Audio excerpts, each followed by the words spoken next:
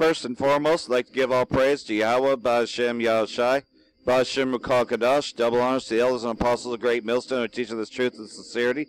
And a shout out to Yakin that's out there on the four quarters of the earth proclaiming this truth. As you know, we're up on new moon, started yesterday evening and till tomorrow, well, today evening time. Anyhow, so you know, a lot of judgment's been passing through, as we know this is the year of prophecy, as declared by the apostles of Great Millstone, who are teaching this truth. Of course, getting into the main area of topic, earthquakes in diverse places, which includes volcanic activity. So here's what's going on, as Dabu 7 reports. Looking here at the global incident map, you can see that we've had another 5.4 strike the volcano region in Hawaii. What this is doing with this swarm is it's pretty much running off all the other earthquakes when it comes to listing them on the global incident map. And I almost feel like they need to put this in its own little category. A little pop-up window where you can just click on the Hawaii section, because anytime you have swarming like this that's this massive and ongoing, it leaves no room for any other quakes in their feed. And we do have other activity popping off around the globe, but this kind of overrides it if you're just paying attention. And here it goes, resetting again. It's pretty much it right there globally. Another thing that I think that they could fix is to allow you to refresh it whenever you so choose.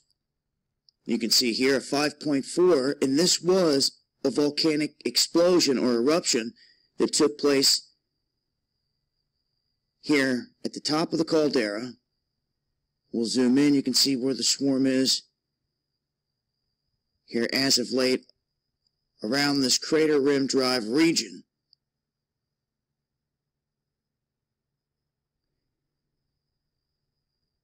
And you can see where this one struck in terms of the last big quake. So they're saying there was a bit of another eruption. It doesn't look to have been a massive one.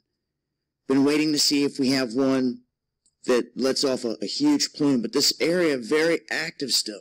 Hundreds of earthquakes ongoing in this region. And as you can see here at the top, mid 5 level quakes still striking, with others just popping up everywhere. And throughout the past week, we have had eruptions at the Agung volcano in Indonesia, Anak Krakatoa, Indonesia, Mayon volcano, Philippines, White Island, New Zealand. And then I just gave you some of the most updated information in terms of Hawaii, and there was the Fuego eruption in Guatemala. So we're seeing a lot of volcanic activity here globally, and of course Hawaii still swarming, as I just showed you. I'll continue to monitor this stuff, and I'll update. We see any other major activity. Make sure to bookmark some of these sites that I'm.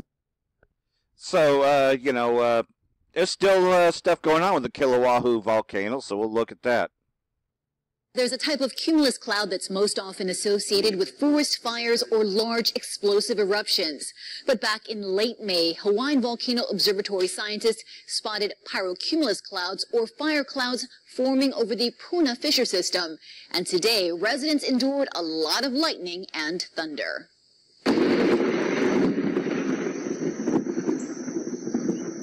The rumbling of thunder and flashes of lightning started just after 7:30 in the morning and lasted all day long in Lower Puna. The National Weather Service says there are more than 1,200 lightning strikes between 7 a.m. and 2 p.m. Experts say the lack of trade winds and an upper-level low to the north of the islands are making the weather more unstable. The excess heat from the lava fissures intensified thunderstorms firing up over Leilani Estates and down toward Kapoho. At one point, So, you know, you got that going on there, but there's more.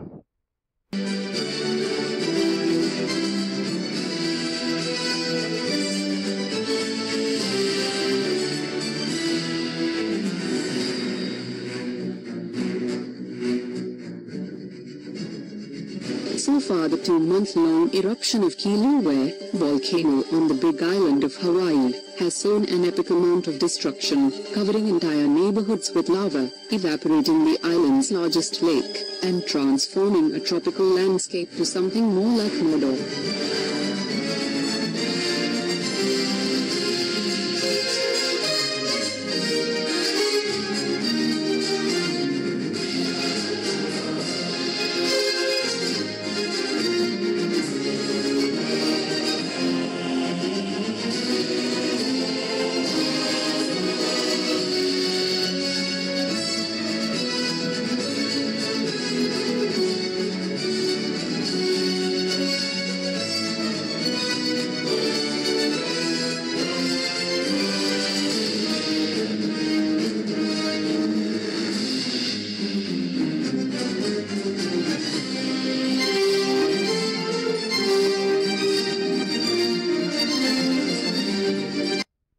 So the Most High is judging this place. So death to all you fucking Edomites, man. You know, and still pray for our camp that's there. But the Most High is bringing these judgments, earthquakes in diverse places. So while that's going on, you got these floods going on in Japan. Several million more have been forced from their homes after torrential rain triggered flooding and landslides. More than 50,000 rescue personnel from the military, the police and the fire service are now spread out across the west and southwest. The government has set up an emergency management centre at the Prime Minister's office. Warnings remain in 3 prefectures, with 300 millimetres of rain predicted to fall by Monday morning. Even now, we've not been able to confirm the safety of quite a lot of people, and there are many who are stranded, facing the terror of impending inundation and waiting for rescue. The rescue and life-saving operation is now a race against the clock. Much of the country outside major cities is mountainous, and building takes place on virtually every bit of usable land, and that's left Japan vulnerable to disasters. Evacuation orders remain in place for some 2 million people, and another 2.3 million have been advised to evacuate.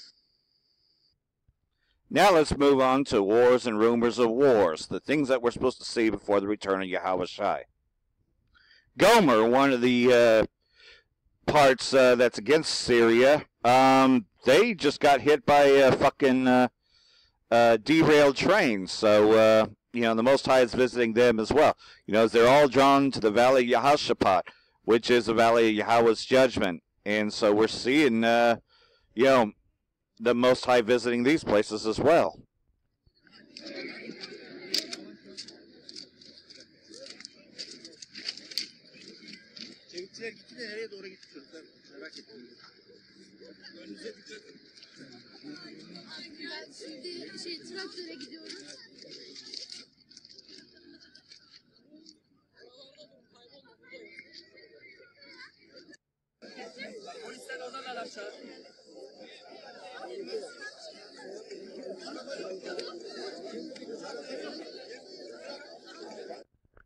And while that's going on, Assad is liberating Dara, and people are returning to their life in Aleppo. So here's Aleppo after the United States has done everything to destabilize this area. People returning to their life, so you know they're ready for the next false flag, because they don't want Syria to experience too much liberation.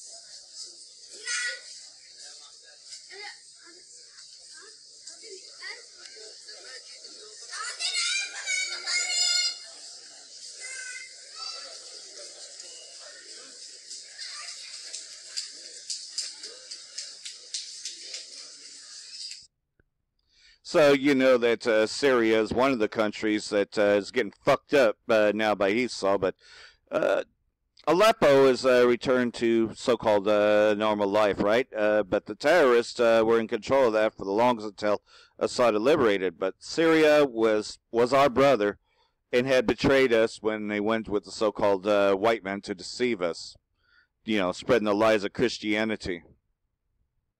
Meanwhile, back in Dara, which is south of Damascus, Assad has liberated these areas, you know, by the Syrian Arab Army, which are the very ones that the United States is trying to bring down.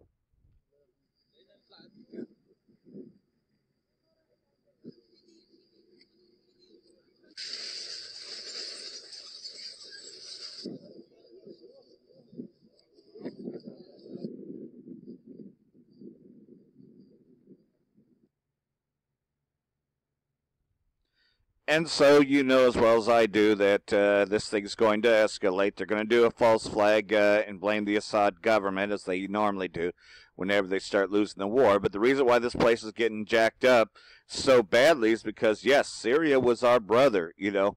We were to not add here a Syrian, for he is your brother, you know, even though there was a mistake in the scriptures that said never add Horn an Edomite. Edomites are not our brother.